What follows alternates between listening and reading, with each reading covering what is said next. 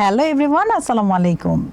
সবাইকে আমন্ত্রণ জানাচ্ছি আমাদের নিয়মিত আয়োজন নারী উদ্যোক্তার সাফল্য অনুষ্ঠানে, এবং সাথে আছে আমি হাসিনা আনসার নাহার। প্রিয় দর্শক, প্রতি পর্বেই আমাদের স্টুডিওতে একজন নারী উদ্যোক্তা আমন্ত্রিত থাকেন। আজকে আমাদের স্টুডিওতে আমন্ত্রিত আছেন রওশন আক্তার বাবলি। তিনি পুরো অনুষ্ঠান জুড়েই আমাদের সাথে থাকবেন। তার জানা অজানা সকল গল্প আজকে আমরা জানব, এবং তিনি কিভাবে একজন সফল নারী উদ্যোক্তা হয়ে উঠলেন সেই গল্পটা আমরা তার কাছ থেকে শুনব। চলুন দর্শক, আমরা চলে যাই আপুর কাছে। কেমন আছেন আপু? জি আলহামদুলিল্লাহ ভালো আছি। আপনি কেমন আছেন? আমিও খুব ভালো আছি, মাশাআল্লাহ। আপনাকে অনেক প্রিটি লাগছে। আপনাকে খুব সুন্দর লাগছে। থ্যাংক ইউ আপু। আপনার পরিচয়টা আমাদের দর্শকদের দিন। জি, আমি রওশন আক্তার বাবলি। আমার রওশন ড্রিম ক্যাটারিং নামে একটা আমার পেজ আছে, ছোট পেজ আছে। আমি এই পেজটা এখন বর্তমানে নিয়ে কাজ করছেন। তো এই পেজের যাত্রাটা কিভাবে শুরু হলো? পেজের যাত্রাটা শুরু হলো মানে আমার পরিচয়টাকে যাতে আমি সবার সামনে তুলে ধরতে পারি এবং পরের উপর নির্ভরশীল না হয়ে আমি আমার নিজে কিছু একটা করে নিজে স্বাবলম্বী হয়, যাতে আমার নামটা সবাই জানতে পারে যে রওশন ড্রিম ক্যাটারিং নামে আমার একটা পেজ আছে। সেই কারণে আমার এই পেজের মাধ্যমে এখানে আসা আর কি। আচ্ছা, তো এই পেজের এই নামের পেছনে যে স্বপ্ন, সেটা কি ছিল আপনার? আমার ছোট থেকে স্বপ্ন ছিল যে আমি কিছু একটা করব ফিউচারে, আমার নাম নিয়ে যাতে আমি একটা কিছু করতে পারি এবং সবাই যাতে দেখে, আমাকে দেখে সবাই শিখে যে নারী উদ্যোক্তা হিসাবে যেটা আর কি সবার মহিলাদের করণীয়। অবশ্যই দর্শক, আসলে আমরা যখন মানে মেয়ে থাকি আমাদের কিন্তু নাম ধরেই ডাকা হয়, কিন্তু যখন আমাদের বিয়ে হয়ে যায় আমরা কারোর মামি, বৌমা, মা, হচ্ছে স্ত্রী, তো আমাদের যে নিক নাম সেটা কিন্তু হারিয়ে যায়। তো সেক্ষেত্রে আমরা যদি আমাদের সংসারের সমস্ত দায়িত্ব পালন করার পরে যে সময়টা পাই, সেই সময়টা শুয়ে বসে গল্পগুজব করে না কাটিয়ে সেই সময়টাকে যদি আমরা কাজে লাগাই, মানে আমরা যে কাজে পারদর্শী, যেমন আপু ফুড নিয়ে কাজ করছেন কারণ উনি ওইটাতে পারদর্শী, তো সেই সময়গুলো যদি আমাদের ওই কাজে লাগাই তাহলে কিন্তু আমাদের সেই নিক নেমটা আবার ফিরে আসে, এবং এটা আমার মনে হয় খুবই সম্মানের। কি বলেন আপু? জি, সেই জায়গা থেকে আপনি আসলে কিছু একটা করতে চেয়েছেন এবং আপনার নামটাও আমি সবার মাঝে আর কি তুলে ধরতে চেয়েছি, সবাই নামে আমাকে আবার নতুন করে চিনে। আচ্ছা, তো আপনার এই ক্যাটারিং হাউসে আসলে কি কি হচ্ছে খাবার আছে, কি কি অর্ডার আসছে? অর্ডার আসছে, চাইনিজ অর্ডার আসছে, বিরিয়ানি অর্ডার আসছে। সবচেয়ে বেশি অর্ডার আসছে কিসের? সবচেয়ে বেশি অর্ডার আসছে কাচ্চি। ও মাই গড! তো দর্শক, একদিন তো খেতেই হবে আমাদের রওশন ড্রিম ক্যাটারিং এর কাচ্চি বিরিয়ানি। এই ঈদেই হয়ে যাক না আপু? আচ্ছা, আপনাকে অর্ডার করতে গেলে আসলে কি সিস্টেমে করতে হবে আমাদের দর্শকদের একটু জানিয়ে দিন। আমাকে অর্ডার করতে হলে আমার রওশন ড্রিম ক্যাটারিং এর পেজ আছে, সেখানে আপনাদের ইনবক্স করতে হবে। হ্যাঁ, ইনবক্স করতে পারেন, ওখানে মোবাইল নাম্বার দেয়া আছে, কল করতে পারেন, হোয়াটসঅ্যাপ করতে পারেন। আপনার তো ডেলিভারি ম্যান আছে? জি জি। সো ডেলিভারি ম্যান পৌঁছে দেবে। তবে যদি বেশি হয়, ম্যাক্সিমাম খাবার হয়, সেক্ষেত্রে কতদিন আগে অর্ডার করবে? সেক্ষেত্রে মিনিমাম 5 দিন আগে। আর যদি মিনিমাম অর্ডার হয় সেক্ষেত্রে 3 দিন 3 ডেজ। এবং সবটি খোলা থাকে কটা থেকে কটা পর্যন্ত? আমার অনলাইনে, হ্যাঁ অনলাইনেই আপনি 24 আওয়ার্সই খোলা থাকে, সেটা দেখাশোনার জন্য একজন মডারেটর আছে। আছে। তো দর্শক, খুবই সহজ, আপুর পেজে নক দিতে পারেন, অথবা ওখানে মোবাইল নাম্বার দেওয়া আছে, কল করতে পারেন, অথবা ইনবক্স করতে পারেন, হোয়াটসঅ্যাপ করতে পারেন, মানে অপশন অনেক আছে। জাস্ট আপনি অর্ডার করবেন, আপুর ডেলিভারি ম্যান আছে, যথা সময় পৌঁছে দেবে। তবে আপু যেটা বললেন যে মিনিমাম অর্ডার হলে 1 দিন আগে করতে পারবেন এবং ম্যাক্সিমাম হলে 5 দিন আগে, এবং 24 ঘন্টায় খোলা আছে। তারপরও আমার 9টা থেকে আপনারা তাকে কল করতে পারেন অথবা ইনবক্স করতে পারেন, এবং মজাদার রেসিপি পেয়ে যাবেন। আচ্ছা, এই তো শুনলাম ক্লায়েন্টের কথা, এবার শুনি আপনার কি পছন্দ? আমার তো ঢাকা পরিবারের আমি মেয়ে। আচ্ছা, রিচ ফুড পছন্দ।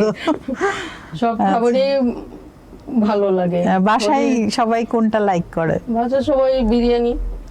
বিরিয়ানি স্পেশাল, পোলাও বিরিয়ানি। আচ্ছা, এটা কি রওশন স্পেশাল বিরিয়ানি না কাচ্চি বিরিয়ানি?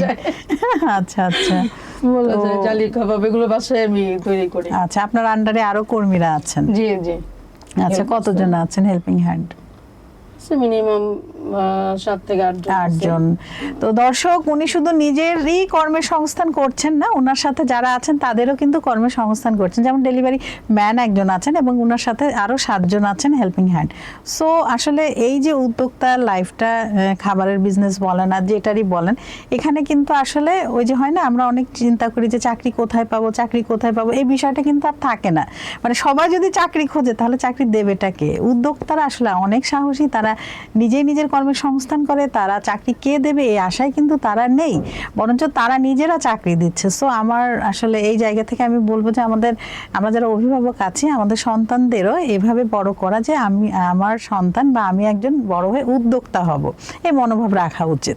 তো আপনি তো এই যে ব্যবসাটা পরিচালনা করছেন, নিশ্চয়ই অনেক বাধা বিপত্তি এসেছে, তো সেটা কি আসলে পরিবার থেকে না ফ্রেন্ড সার্কেল, সমাজ থেকে, না আসলে এইগুলো মেনটেন কিভাবে করলেন? পরিবার থেকেও এসেছিল, সমাজের মানুষও নানা কথা বলতো যে আমি মহিলা হয়ে পারবো কিনা। ইনশাআল্লাহ পরে আবার ও যখন বুঝতে পারলো যে না, আগে যাওয়া যায়, মহিলারা আজকে পুরুষদের পাশাপাশি, মানে তাদের মন্তব্যগুলো কেমন ছিল? ভালো খারাপ মিলিয়েই ছিল, মিক্স ছিল। আমি সেগুলোকে পেরিয়ে ইনশাআল্লাহ আগে আসতে পেরেছেন। হ্যাঁ, তো আপনার সবচেয়ে বেশি অর্ডার আসে কোথা থেকে, মানে অনলাইন থেকে না অফলাইন থেকে? আমার অনলাইনে, এখন যেহেতু বিজনেসটা হচ্ছে অনলাইনে, অনলাইনে বেশি।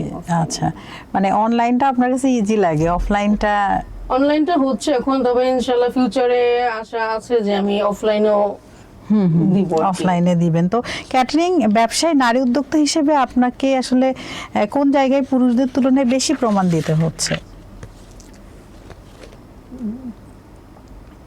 মানে এখানে তো অনেক হচ্ছে প্রতিযোগিতা, এখন পুরুষরা তো এগিয়ে আছে, নারীরাও এগিয়ে যাচ্ছে।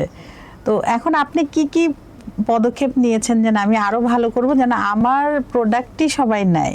মানে ক্যাটারিং ব্যবসা তো অনেকেই করছেন, পুরুষরাও করছেন, তো আপনি তো একজন নারী, তো এখানে আপনি আসলে নিজের প্রোডাক্টটা যাতে আরো সেল হয়, তো সেই জায়গায় আপনি কি কি করছেন? যেমন অনেকে থাকে না যে হচ্ছে একটার সাথে একটা ফ্রি, তারপর হচ্ছে কিছুদিন এই অর্ডারটা যাবে, ডিসকাউন্ট আছে, এ ধরনের কি কিছু দিচ্ছেন?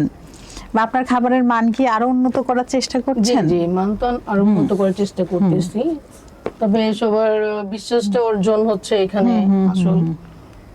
আমি পুরুষদের সাথে যাতে সমান তালে চলতে পারেন সেভাবে নিজেকে তৈরি করছেন। সেভাবে তৈরি করতেছি। আচ্ছা, প্রথম অর্ডার নেয়ার মুহূর্তটি কেমন ছিল, সেই অনুভূতি জানতে চাচ্ছি।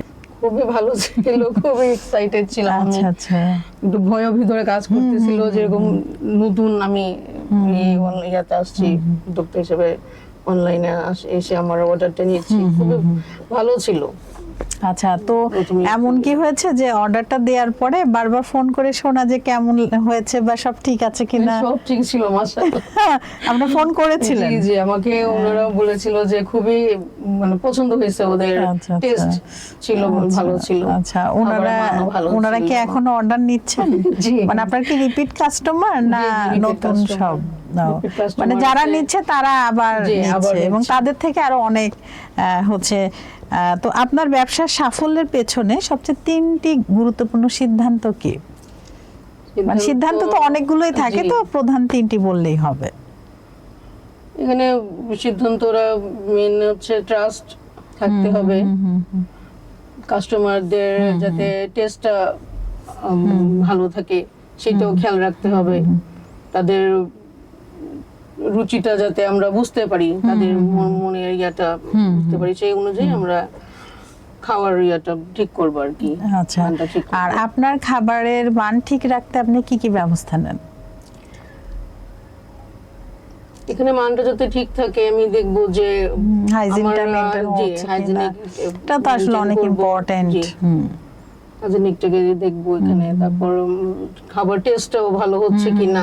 দামের বিষয়টা, দামটা এখানে মোটামুটি এখন আমি শুরু করছি রিজনেবল, মানে যে কেউ নিতে পারবে এরকম, যে কেউ যাতে নিতে পারে এখানে, সবার মানটা ভালো রেখে। জি, মানটা ভালো রেখে আমি দামটা ওইভাবে নির্ধারণ করতেছি। ও, আপনি যে এত কাজ করছেন, আপনার পরিবার আর ব্যবসায়ের সাথে ভারসাম্যটা কিভাবে রাখছেন? পরিবার দেখতে হচ্ছে, সময়টা বাসার কিভাবে কাজটাও- করছেন? হ্যাঁ, কাজটাকে গুরুত্ব দিয়ে দেওয়া হচ্ছে, পরিবারটাকেও গুরুত্ব দেওয়া হচ্ছে। পরিবারটা যেহেতু দেখতেই হবে এখানে, আর কাজটা তো আমার এটা নিজের, এটাকে আমি যত্ন করে সেভাবে করবো। সময়গুলো কিভাবে বের করছেন? সময়টাকে আমি ভাগ করে নিয়েছি, যাতে আচ্ছা, কাজের আচ্ছা। সময়টা আমাকে কাজ আচ্ছা, করতে আচ্ছা। হবে, কি করতে হবে সেই কাজগুলো আমি লিখে রাখতেছি, যে এটার পর এটা, এটার পর এটা, আমাকে ওইভাবে আমি কাজ অগ্রসর হচ্ছি। তো কখনো কি এমন মনে হয়েছে মানে অতিরিক্ত প্রেসারে কাজের, যে না করব না, হাল ছেড়ে দিচ্ছি, এটা হবে না, আমাকে দিয়ে না থাক, এরকম কি মনে হয়েছে? না, ইনশাল্লাহ এটা কখনো মনে হয়নি। কিন্তু আবার তবে একটু নিজেকে pressure-এর জন্য প্রেসার আর কি আসলে অনেক আবার সময় ফের ঘুরে দাঁড়িয়েছেন কিভাবে? নিজের ইচ্ছা শক্তি দিয়ে, নিজের হ্যাঁ, মনোবল দিয়ে, আত্মবিশ্বাস দিয়ে। আত্মবিশ্বাস দিয়ে আমি আবার ঘুরে দাঁড়িয়েছি। আপনার মতে একজন নারী যদি খাবারের ব্যবসা করে, আসলে তাকে কি কি শিখে আসতে হবে, কি কি জানতে হবে তাকে, মানে কেমন হতে হবে তার মনোভাব? তাকে জানতে হবে যে খাবারের মানটা যাতে ভালো হয়। ভালো থাকে। তারপর কাস্টমারদের টেস্টটা ওকে জানতে হবে, যে কি কি টেস্ট পছন্দ করতেছে, কি কি, আর এভাবে আর কি বিশ্বাস অর্জন যাতে করতে পারি, এগুলো সব দিক দিয়ে আমাদের খেয়াল রেখে আগে আসতে হবে। তো এই যে আপনি কাজগুলো করছেন, এটা তো অবশ্যই একটা বেনিফিট আসছে, একটা আর্থিক সাপোর্ট হচ্ছে, জি, এটাকে আপনি কিভাবে দেখছেন? আসলে কি হচ্ছে নাকি আপনার সময়টাই যাচ্ছে? না, হচ্ছে ইনশাল্লাহ। এখানে আমি আমার নিজের আত্মসম্মানটাকে আমি নিয়ে আসতে পারছি। আমার যে একটা নাম হচ্ছে, আমি যে একটা অর্জন করতে পারছি, কিছু একটা অর্জন করতে পারছি। আমার ছোট থেকে যে একটা ইচ্ছা ছিল যে আমি নিজের একটা কিছু করব, একটা কিছু করে আমি নিজেকে সবার সামনে পরিচয় করে দাঁড় করাবো। বাহ, খুব চমৎকার। হ্যাঁ, ইনশাআল্লাহ সেইভাবেই আমি অগ্রসর হচ্ছি, আর আশা করি যে আরো সামনে অগ্রসর হতে পারবো হয়তো সবার দোয়াতে। অবশ্যই আপু চমৎকার বলেছেন। আসলে নারীরা শুধু টাকা পয়সার জন্যই সবকিছু করে না, এই কাজগুলা নিজের যে একটা আইডেন্টিটি আছে সেটা ক্রিয়েট করতে, নিজের অস্তিত্বটাকে বুঝতে, উপলব্ধি করতে, হ্যাঁ, এবং নিজের যে নিকনেমটা হারিয়ে গিয়েছে সেটা আবার ফিরিয়ে আনতে আসলে নারীরা কিছু একটা করে, এবং সেটা খুবই সম্মানের। কারণ একজন নারী যেমন আপা নিজের ঘরকে সামলিয়ে বাইরের পারিপার্শ্বিক অবস্থার সাথে মোকাবেলা করে কিন্তু তার বিজনেসটাকে রান করে নিয়ে যাচ্ছে, খুবই কষ্ট করছেন। তো আসলে এটা একটা সম্মানের, আমি বলবো। আপনার সবচেয়ে বড় অনুপ্রেরণা কে ছিল? আমার সবচেয়ে বড় অনুপ্রেরণা ছিল আমার মা। আমার মায়ের অনুপ্রেরণাতে আমি আজকে এত দূরে এসেছেন।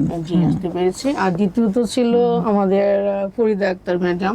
আচ্ছা, আচ্ছা। ওনার হাতে ঘড়ি দিয়েই আমার যাত্রা শুরু। আচ্ছা, ওনার থেকে শিখেছেন ট্রেনার? ধানমন্ডি আপনার পারপেচুয়াল ট্রেনিং ইনস্টিটিউট থেকে আমি ওনার কাছে শিখেছেন শেফ কোর্স।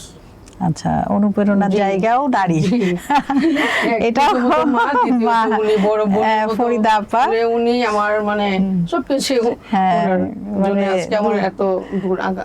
দুজনই মহান নারীরা আছেন ওনার এই কাজের পেছনে, উৎসাহ অনুপ্রেরণার উৎস। ফরিদা আপা, আপনি যদি অনুষ্ঠানটি দেখেন, আপনার স্টুডেন্ট কিন্তু বারবার আপনার কথা বলছে, নিশ্চয়ই আপনি সেভাবে তাকে গাইডলাইন দিয়েছেন, আজ সে একজন স্বাবলম্বী হতে পেরেছে। সবাই সবার জায়গা থেকে আসলে বেস্টটা দেওয়ারই চেষ্টা করে, আপাও দিয়েছেন এবং আপনিও সেটা নিতে পেরেছেন। জি জি। তো আমরা চলে যাই আপনার ছোটবেলায়। ছোটবেলা কোথা কেটেছে? ছোটবেলা আমি পুরান ঢাকা লালবাগের মেয়ে। তাই? ডান পিঠে ছিলেন? জি। ডান পিঠে ছিলেন, চঞ্চল? না, খুব শান্ত ছিল। তাই? প্রিয় খেলা কি ছিল? প্রিয় খেলা তখনকার যা খেলা খেলতাম, কানামাছি, ছোট এগুলো, বরফ পানি, হ্যাঁ বরফ পানি, লুজু, ব্যাডমিন্টন, এগুলো খেলতাম। আচ্ছা আচ্ছা, কোন খেলাটা পছন্দ বেশি? ব্যাডমিন্টন খেলাটা ভালো। আচ্ছা, আবারও যদি বলা হয় যে ছোটবেলায় ফিরে যান, তাহলে কোন জায়গায় আপনি যেতে চান, মানে কোন স্মৃতিতে ফিরে যেতে চান? এমন স্মৃতি কি আছে যে মনে পড়লে খুব ভালো লাগে?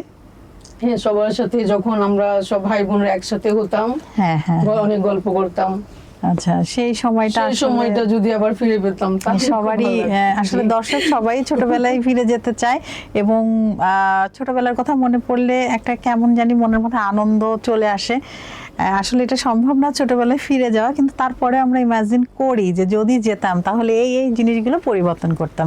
তো আপা, আমরা কিন্তু কথা বলতে বলতে শেষ দিকে চলে এসেছি। আপনার ফিউচার পরিকল্পনা কি, মানে আরো 5 বছর পরে আপনি নিজেকে কোথায় দেখতে চাচ্ছেন? আমার ফিউচার পরিকল্পনা, এখন তো যেহেতু আমি অনলাইনে বিজনেস করতেছি, পরিকল্পনা আছে যে আমি অফলাইনেও যাতে এটাকে নিয়ে যেতে পারি, বিভিন্ন দেশে যাতে আমার এই নামে আমি প্রতিষ্ঠান চালু করতে পারি, আচ্ছা, এই নামে যাতে আমাকে সবাই চিনে যে রওশন ড্রিম ক্যাটারিং নামে একজন উদ্যোক্তা আছে, এই নামে একটা প্রতিষ্ঠানও হয়েছে। থ্যাংক ইউ সো মাচ আপা, আপনার স্বপ্নগুলো সত্যি হোক। জি, সত্যি দোয়া আজকে করবেন। আপনার সাথে কথা বলে আপনার জীবনের এই ছোট ছোট গল্প স্বপ্ন শুনে খুবই ভালো লাগলো। আবারও নতুন কোন আয়োজনে আপনার সাথে দেখা হবে। জি। আমাদের দর্শকদের উদ্দেশ্যে কিছু বলুন। জি, সব নারীদেরকে আমি বলতেছি যাতে সবারই মনে একটা শক্তি সাহস নিয়ে আপনারা এগিয়ে যান। আত্মবিশ্বাসটা হচ্ছে মেন, আত্মবিশ্বাসটা থাকলে সামনে এগিয়ে যাওয়া যাবে। সবার জন্য এই দোয়া করতেছি যাতে আমার মতো যারা নারী উদ্যোক্তা আছে বা যারা নতুন হচ্ছে তারা সবাই আত্মবিশ্বাসের উপর বিশ্বাস রেখে এগিয়ে যান। থ্যাংক ইউ সো জি। মাচ, আবারও দেখা হবে আপনার জি। সাথে। ভালো জি, থাকবেন। আসসালামু আলাইকুম। ওয়ালাইকুম আসসালাম। দর্শক, আপনারা যারা এতক্ষণ আমাদের সাথে ছিলেন, আপনাদের সবাইকে অসংখ্য ধন্যবাদ। আপনারা চাইলেই কিন্তু আমাদের এই অনুষ্ঠানে আসতে পারেন, সেক্ষেত্রে আমাদেরকে ইনবক্স করতে পারেন, ইমেল অ্যাড্রেস দেওয়া আছে, ইমেল করতে পারেন, অথবা মোবাইল নাম্বার দেওয়া আছে, কল করতে পারেন, অথবা আমাদের এই পোস্টের কমেন্ট বক্সে কমেন্ট করতে পারেন। প্রতি পর্বেই আমাদের প্রত্যাশা থাকে নারীর স্বাবলম্বিতা এবং নারীর সফলতা, নারীর জীবন ভরে উঠুক সফলতায়। এই কামনায় আজকের মতো আমি হাসিনা আনসার নাহার শেষ করছি। আবারও নতুন কোনো অতিথিকে নিয়ে আপনাদের সবার মাঝে উপস্থিত হব। ততক্ষণ পর্যন্ত আপনারা সবাই ভালো থাকুন, সুস্থ থাকুন এবং আমাদের সাথে থাকুন। আল্লাহ হাফেজ।